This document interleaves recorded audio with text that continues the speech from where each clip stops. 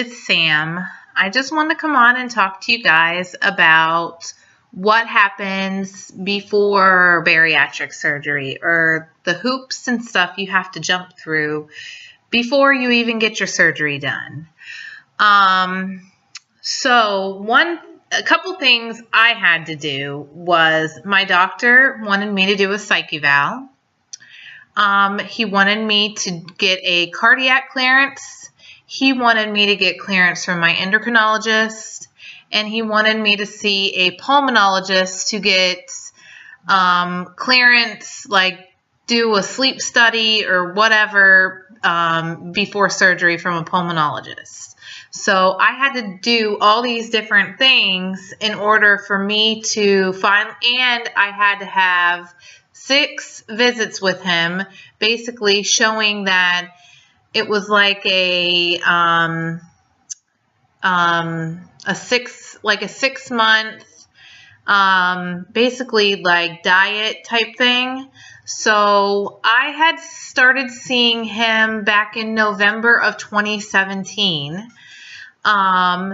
And that was my first visit. I initially went in to see if he would repair my hernia, and I have a hernia in my belly.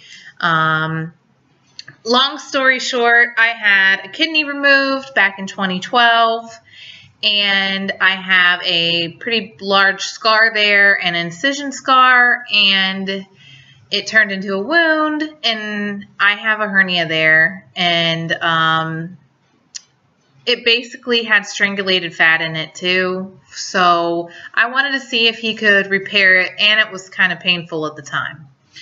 So anyways, that was what my initial visit was. He said, well, he talked to me about me losing weight and how it's in my belly, and if I get it repaired, or if he repairs it now, it's more risk that it's going to open up.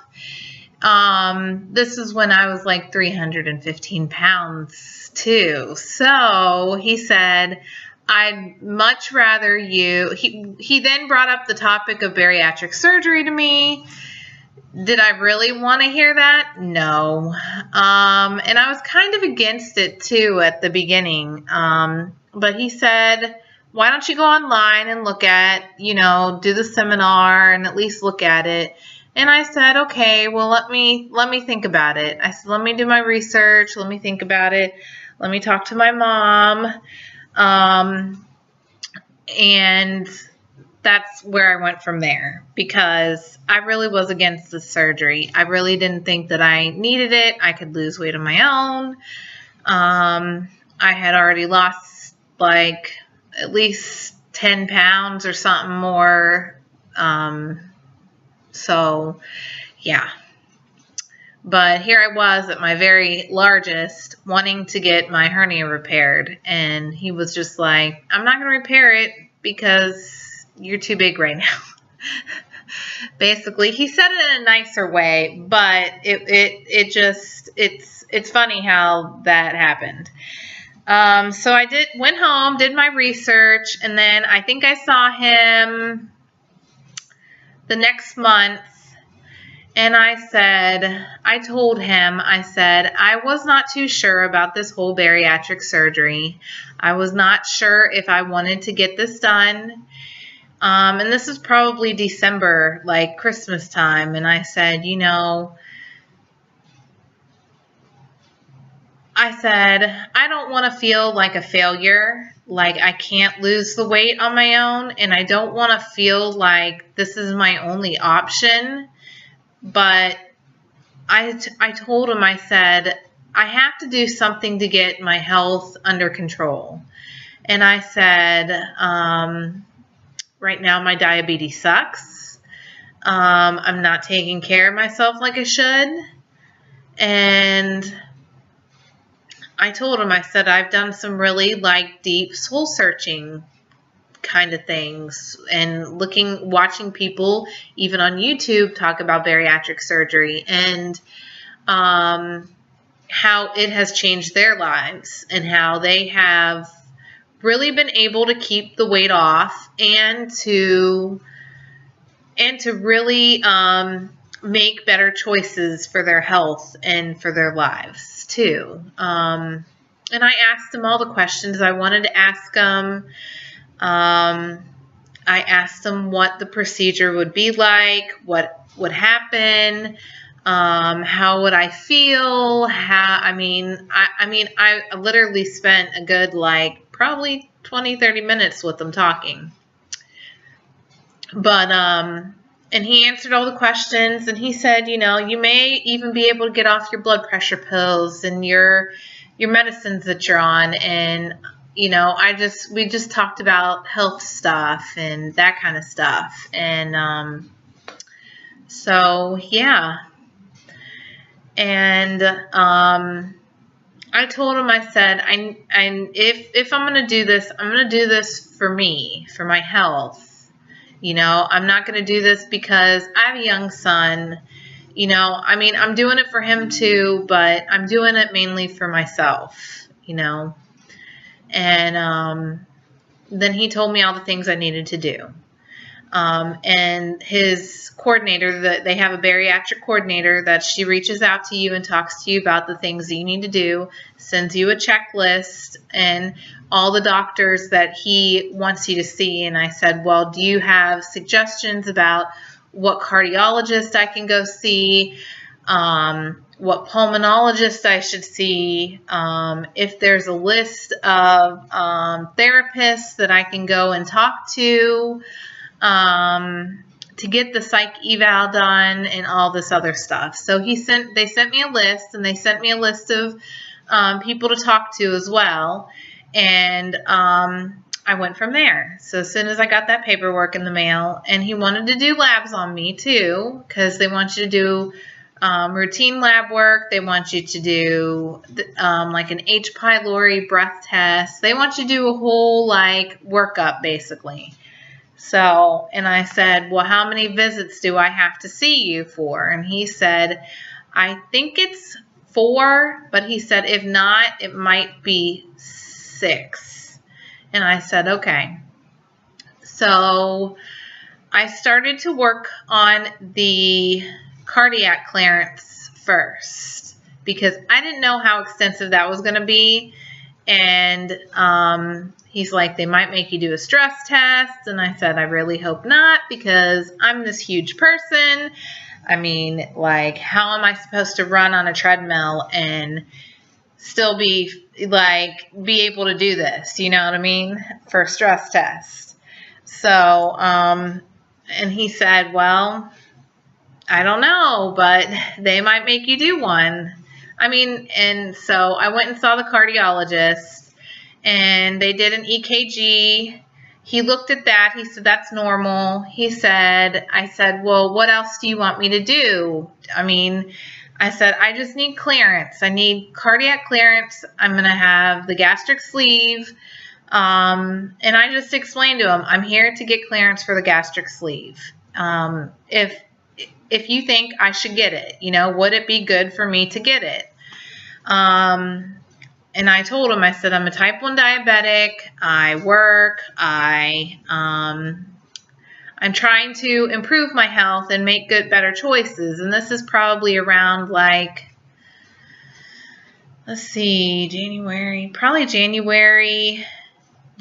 February, I went and saw the cardiologist. So I got that done, and I guess February was my last appointment to see him, and he did give me clearance, and I did take it to my surgeon's visit the next time I saw him, and he's like, great, you got clearance, yay.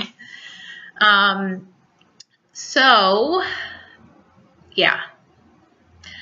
After I did that, because he also said, well, your cholesterol is really high, and you need to be on atorvastatin. He wanted me to be on a statin drug just because I'm type 1 diabetic. He doesn't want me to have clogged arteries, basically trying to prevent all that stuff. And I told him, I said, you're not the first person that's told me I need to be on it. And he said, well, I think you need to be on it. And I said, okay, well, I guess I'll take the medicine if you prescribe it to me. So he did, and I started taking it. I did feel somewhat better, heart-wise and that kind of stuff. And he said that I was approved for surgery. And so I started working on my pulmonologist. I booked an appointment with him, and they were so hard to get an appointment with. I kept saying, like, why can't I get an appointment with these people? I had to, like, email them to get an appointment, and then they had to call me, and it was just like it was just like this horrible, like, I don't know, like, you can't get in touch with anybody there. And then they said, well, they did this breath, like your lung functioning test. So after they did that, I saw the doctor. He said, well, what are you here for? I said, I need clearance because I am looking into getting the gastric sleeve. And I said, I need to have clearance to do this. I said, you can have me run all kinds of tests if you want. I said, but I need to know that I am cleared for this. And he said, well, I'm going to make it easy for you. I'm going to have you do a little sleep study at home where you wear an O2. And he said, if that comes back good, I'll clear you. He said, if it doesn't, I'm going to make you do a real sleep study where you go someplace and you sleep and they monitor you and put stuff on your head and whatever. And I said, okay. And he said, well, do you have any sleep apnea? Do you have this? I said, no, I don't have sleep apnea. And so he said, well, I'm just going to make it easy for you. And basically I did the sleep study. That took forever for me to get because, like I said, it took forever for me to get an appointment, and it took like 2 or 3 more weeks until I even got in touch with somebody about the overnight O2 thing. So, yeah. And then I finally did that. I sent it back the next day, and then they probably called me a week or 2 later and said, oh yeah, it was good, it was fine, we're not gonna make you do any more tests. And I said, well, are you guys gonna give me clearance? And they said, yes, we'll give you clearance. I said, okay, great. Well, can you send over like a form that says you'll give me clearance to my surgeon's office? Yes, we'll do that. Well, I went to my next visit with my surgeon, and then they said, well, we didn't receive your clearance from the pulmonologist. I said, then I talked to the bariatric coordinator. I said, can you please get in touch with them? I said, I can't get in touch with anybody at that office. All I can do is leave voicemail messages. They don't pick up the phone there. I said, it's an awful situation. I said, if you can call them, they're in the same building you guys are in, and ask for the clearance form to be faxed over to you guys, that would be great. I said, because I've already done everything for them. So I did that, and then my psych eval, I think that was the first thing I did. Probably in January, I think I did it. It was like the first of the year, or after the first of the year sometime. But I got my, when was it? Pulmonologist done about March or April.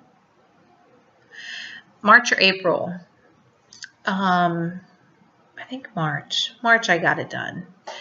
And then I got the clearance, and I still had a couple more visits with my doctor, so I had to wait. I think April was my last visit before we could submit everything to the insurance company.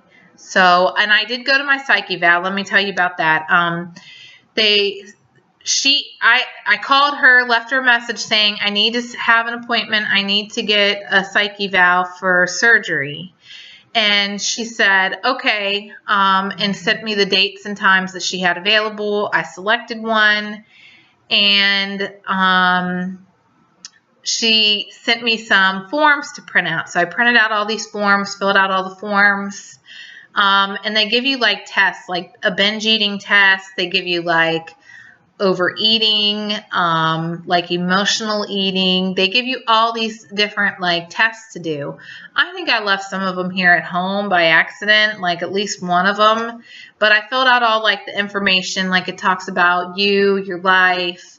Have you ever lost weight? Have you ever been able to lose a good amount of weight and keep it off? Have you ever been able to stay with a diet or a program? And I said, yes, I have. You know, I've been able to do all these types of things within my life, but it always seems like something happens or I just kind of give up on it and I just fall back into this thing of wanting to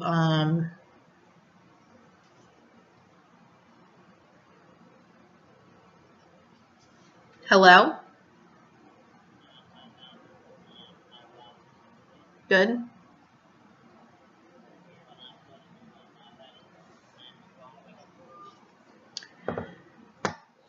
Sorry, I don't know who that was. So when I went to see her, she said, so I heard you're getting she said you're going to get the gastric sleeve or bariatric surgery. And I said, yes, that is that's what I want to do. And I said, at first I wasn't sure if I want it. And I told her, I said, I'm still on the line about it, but I said, I've got to do this for me. And I just told her, you know, the reasoning why I wanted to do this. I said, I'm doing it because I need to take care of myself. I need to be healthy. I need to make sure that I am doing the best I can. And I told her, I said, I have a young son who's 4, and I want to see him run around and play and be able to do the same with him, you know? I don't want him to have a mom who can't get on the floor with him and play, or who can't go outside and play with him or ride bikes or run around, you know? I said, so I'm doing this for me first and foremost, but for him also. And I said, I don't want to die young. I'm only 30, or I was like 28 or 29 at the time, 29, I guess. And I said, I don't want to die young, you know, so I've got to do something. But I went and talked to her. She asked me all these questions, and she said, you're going to wish you had done this sooner. I mean, she told me about like some of the patients she's seen and how they've reacted and that kind of thing. So we just kind of talked, and of course I started crying a little bit because you get kind of emotional talking about like your journey and how sad you are prior to surgery and how you kind of feel vulnerable and kind of raw about the whole situation. But it's good. It's good to do it. And even if, she said, even if you have to come back and see me after it or during it because you're struggling, call me. She said, call me. She's like, I don't mind seeing you. And I think I even have like maybe 2 more appointments. I can see her if I need to. So I said, well, we'll wait and see, you know, if I do need to come see you and talk to you. But she said, I'm excited for you. You're going to do great. She approved me for bariatric surgery. So that was my experience with that. It was good. I didn't have any problems with it. They just talk to you and make sure that you are really committed to this because it's a big step. And if you're not going to be able to change your ways of eating and your mentality, you're not going to do so great with it because you have to kind of build yourself mind-wise and kind of make yourself like mentally strong or mentally prepared for it. But yeah, and then my endocrinologist, my diabetes doctor, she said, I talked to her about it. I said, I'm thinking about having bariatric surgery. And she said, well, what would you have done? And I said, the gastric sleeve. And she said, well, I said, well, I've already seen a doctor for it. And she said, well, where would you get it done? And I told her I would get it done at Memorial, which is here in Jacksonville. I said, they know their stuff. They have a whole center for it there. And I said I would get it done there. And she thought I was going to get it done at Baptist downtown. And I said, no, I don't want to do it at Baptist. I want to do it at Memorial. And she said, well, I think it would be a good choice for you. It would help you lose weight, I asked her, I said, have you had any patients have bariatric surgery that are type 1 diabetics or type 2 diabetics? And she said, yeah. And she said a lot of them get off of their insulin. She said a lot of them don't need as much insulin as they did. They've lost a lot of weight. So I was kind of excited to hear that. And she said they had done very well. So I was kind of excited for that. She said, I'm going to do your labs. She said, I'm going to do your A1C. And she said, if your A1C is not where it needs to be, you need to get it to this point. She said, you need to get it to an 8.5 for me to approve you to have surgery. So when I had went in and seen her, my A1C was like 10.2. It was pretty high. But you guys got to understand, I wasn't taking care of myself. I was not taking care of myself. I was letting my hate for my diabetes kill me, basically kill me. This is something I've struggled with my entire life. And I can finally say that I don't hate my diabetes anymore. It's a part of who I am, but it's not who I am. It's just a part of my life. And I've just come to realize that if you don't take care of it, nobody else is going to take care of it for you. So I've really stepped it up. I started watching my numbers. I started making sure I bolused for everything I ate. And I got it down to an 8.3 before I had my surgery. And she did sign off a clearance and send it over to my surgeon's office for me. And I said, oh, thank goodness. She did this probably in March, I want to say, because I saw her in January and I waited a couple months at least to kind of see if my A1C would go down. And I did. I got it down to an 8.3. And she said that I will approve you for surgery. So these are all the hoops that I had to jump through to even get to my surgery point. So the beginning of April, they submitted this to insurance. And was it the beginning of April? Middle of April. I saw him like the middle of April. That's what it was. Like the 15th or 16th, I want to say. I saw him. And then they called me and said, well, you've been approved.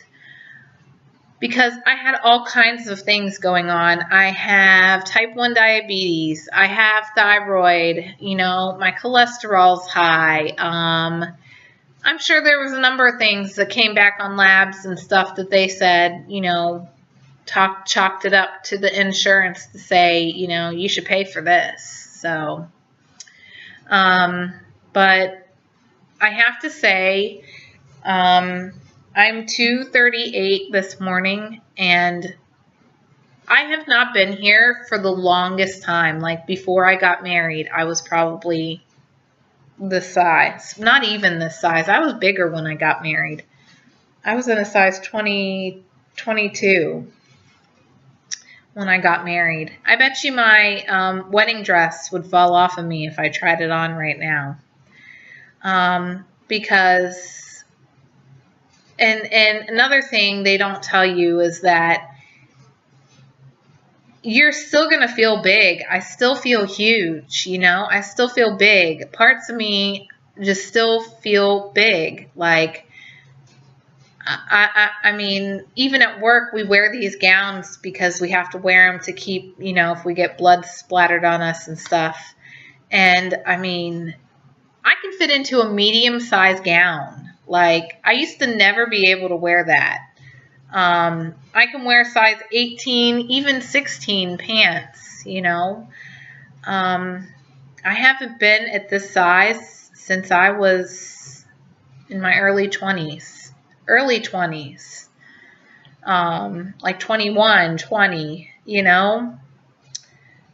So, and even then I was really working out and I looked pretty lean and toned then. But I'm really feeling good, about my health and everything. And I hope that I can keep up with this and that I've learned new ways to relieve stress and relieve my relieve things that I need to. Like going to work out is like my thing to do, you know. I love doing it because it relieves my stress. I can take it all out while I'm at the gym and feel fine and work out and get healthy, get fit, try to do what I want to do. And I love it. I love it. So I just encourage you guys that wherever you are on your journey to weight loss surgery, that if you are in the beginning stages and you're still jumping through these hoops, that you jump through whatever hoop that they want you to jump through because it is worth it. I wish I had done this way sooner.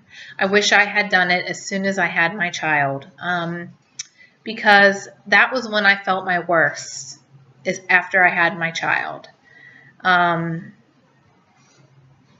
Even the year after I had my child, I was still so big. I mean, I had the hardest time losing all that weight, because I was like 360 pounds when I delivered my son.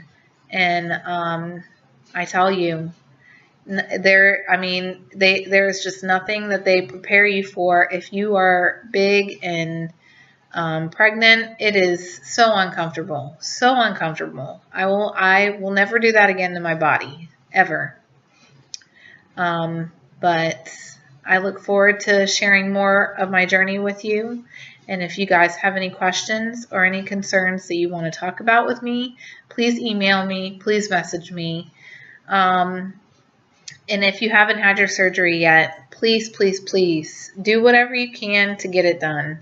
I know it's a long road. They do make you do a whole bunch of tests and stuff, but you know what? It's worth it in the end. It's worth it. So I just hope you guys have a wonderful day, and I look forward to talking to you soon. Bye, guys.